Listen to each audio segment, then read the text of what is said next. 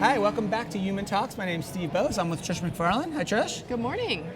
Ready to start day 3. Day 3 of Oracle right? HCM World. It's been a I great love event. it. We have a great guest with us here. We do. Rick Loving from McDermott Inc. Yes. How you doing, Rick? I'm doing fine, thank you. Could you tell us a little bit about McDermott and then tell us a little bit about what you do there? Sure. McDermott is, we're in the offshore oil and gas business. We're what's called an EPCI company involved in engineering, construction, procurement, and installation of offshore platforms and topsides, pipelines.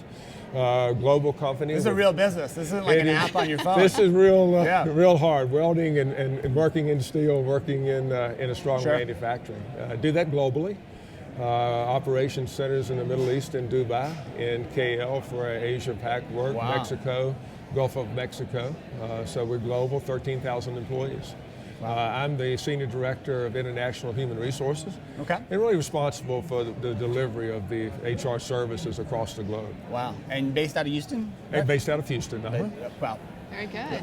That's a big job. And it is a big job. I mean, this has got to be some of the most complex kind of businesses, right? Supply chains and people everywhere and rules and regulations and safety. Amazingly complicated business. And I got to believe you need some really incredible people to run a business like this. Well, I think that's really what it comes down to. It is a complex business, and but also it's really how do you manage that? And I think we all know what's going on in the oil industry today. Right. You know, and when you sit there and you look at the future, you look at the cost model, you look at what are you going to need to do to be successful. You can't save your way to success. You've got to find ways of becoming more productive, keeping your employee engaged, keeping people active. Yeah, sure. And so in that vein, you shared with us beforehand, you guys recently have made a pretty big decision about where you're headed with your human resources, information systems and technology. So I'd love for you to share a little bit about that. Yeah, we really did. We really started a process of transformation, looking at our company, looking at those traditional, what we call G&A type of cost and services around finance, HR, saying what do we need to do to continue to progress. We're a 90-plus-year-old company, so we've been able to reinvent ourselves, and we saw this as kind of a juncture in doing that again. Where do we want to position ourselves as we move through this kind of downturn in a market to be the winner, to be the most successful? And when we looked at HR, we kept coming back to technology transformation, you know, and enablement. We said we've got good processes, but we're doing them manually. We're working as hard as we can. We now need to work smarter. Right. So that really led us to looking at systems, looking at what would be the best way to do that. We also did this in kind of the context of a larger ERP environment. Okay. But with HR, the need was so great, we were able to go ahead and kind of move to be the front of that, to be at the forefront. When we were looking at systems, we really tried to look to the future and not look at just what would be the best system or process to deliver activities, but where did we really want to position ourselves with HR? And to use this is to really enable that transformation. And one of the things that I noticed as we looked at different systems, and I used this term with Oracle, there's a personality that kind of develops. When you think about systems today, it's not just about processing data, because it's so heavily on engagement and on interaction with your managers and your employees. You know, what's the interaction going to be? So your system really does kind of develop a personality, so to say. And we looked at how would that best fit within our culture? And what was going at the end of the day become kind of a partner within the employees, within their managers, that they would feel comfortable in engaging with. We're going to ask them to do more, to be more engaged, you know, both with their employees, and to let this facilitate that. So that was kind of what we were trying to drive. As you go through that, I know a lot of HR leaders who are sort of even starting to think about making a selection like you just did. Can you talk a little bit about who is involved in that planning of even going through selection? Because I know that's a question we get a lot when we're talking to HR leaders, maybe who've never done this before. From a process standpoint, even starting out, who all did you involve? What type of departments were involved in this decision beyond HR?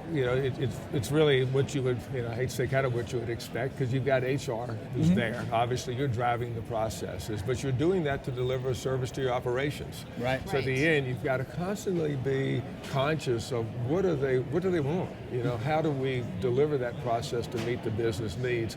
And then you've got the IT world.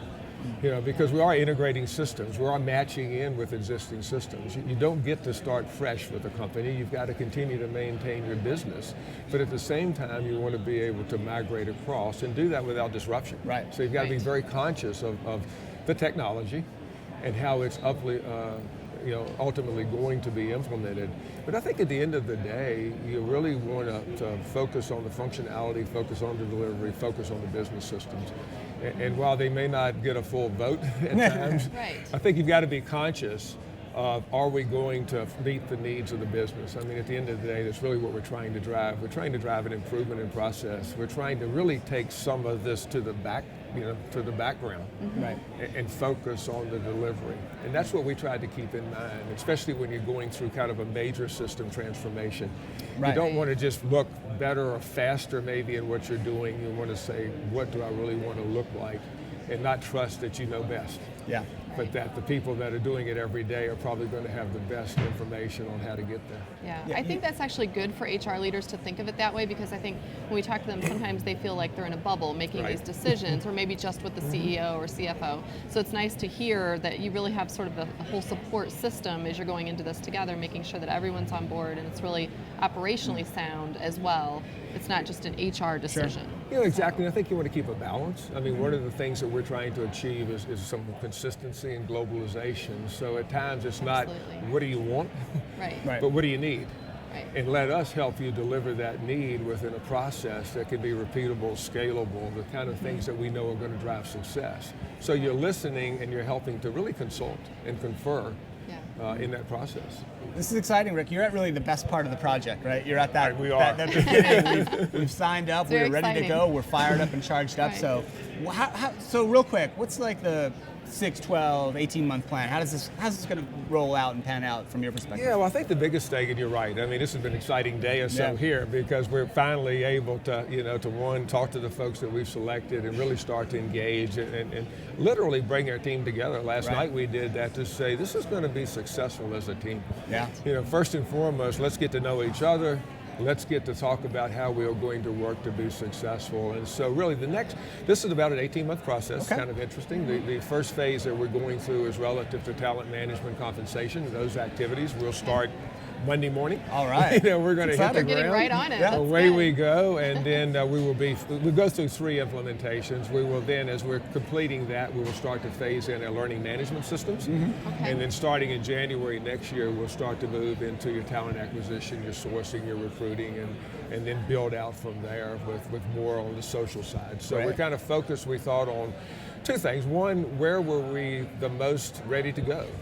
Where we're at systems and process, fairly consistent, ready, and then use some of that interim to help us do some of the prep work on some of the next phases. So we kind of deliberately looked at a process that would take us across and really get the most efficiency as you went forward. This sounds exciting, Rick, and here's what I'm going to ask you to do. Okay. Come meet us at HCM World next year. Right. Give us the 12-month update on what's happening with the project. I love that. That'll be a deal. I do, and I we'll hope hear so. all about implementation, right? No, How it we went. really are. Sure. We really are looking for that kind of success and to keep that excitement and energy going. I'm excited for you. This is great. Great. Rick Loving from McDermott, Inc. Thanks so much for joining us on Human Talks tonight. Great, thank you. Great to meet you. you. All right.